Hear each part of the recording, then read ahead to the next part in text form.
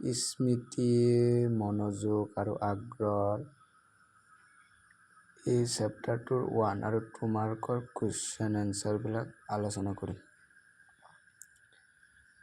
তলত দিয়াবোৰ শুদ্ধ আৰু অশুদ্ধ নিৰ্ণয় কৰা।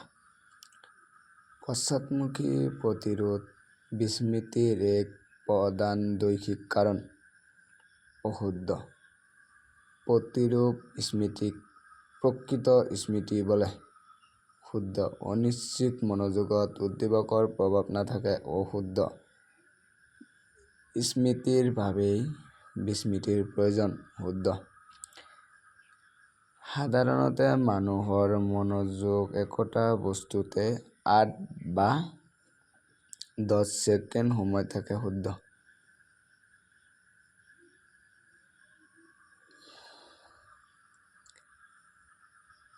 স্মৃতি বিস্মৃতিৰ বিষয়ে গৱেষণা কৰা প্ৰথম গৱেষকজনৰ নাম কি? এবিংহাছ। শিশুৰ পাঠ্যপুথিত ৰংচঙীয়া চিত্ৰ প্ৰয়োগ কৰাৰ কাৰণ। অনিশ্চিত মনোযোগ।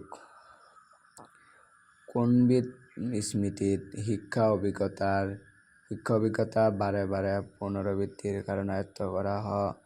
অভ্যাস স্মৃতি। পশ্চাদমুখী প্ৰতিৰোধ মানে কি?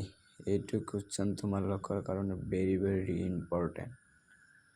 কোনো কথা বা বিষয় শিকাৰ পিছত সময়ৰ ব্যৱধান নকৰাকৈ আন এটা কথা বা বিষয় শিকিলে প্ৰথম শিক্ষাটোৱে দ্বিতীয়টো বিষয় শিকোঁতে বাধাৰ সৃষ্টি কৰে। ইয়াকে পশ্চাদমুখী প্ৰতিৰোধ বোলে। বিস্মৃতি হৈছে সচেতন মনৰ এক প্ৰতিৰক্ষা ব্যৱস্থা। এই উক্তিটো কাৰ? উইলিয়াম জেমছৰ। মনোবিজ্ঞানী বাৰ্গছনৰ মতে স্মৃতি দুটা ভাগ কি কি? প্ৰতিৰূপ স্মৃতি আৰু অভ্যাস স্মৃতি। স্মৃতি উপযুক্ত প্ৰয়োগকৰণৰ 4টা দিশ উল্লেখ কৰা। আগ্ৰহ আৰু মনোযোগ, অভিপ্ৰায়, মানসিক স্বাস্থ্য আৰু পৰিৱেশ পৰিস্থিতি। আগ্ৰহ মনোযোগৰ সুপ্ত অৱস্থা আৰু মনোযোগ আগ্ৰহৰ সক্ৰিয় অৱস্থা। উক্তিটো কাৰ? মেকডোগালৰ। মনোযোগৰ এটা বৈশিষ্ট্য। মনোযোগ হ'ল মনৰ এক ক্ৰিয়াবৃত্তি। মনোযোগৰ আভ্যন্তৰীণ কাৰণ এটা লিখা প্ৰবৃত্তি। মনোযোগৰ এটা বস্তুনিষ্ঠ কাৰণ আকৃতি।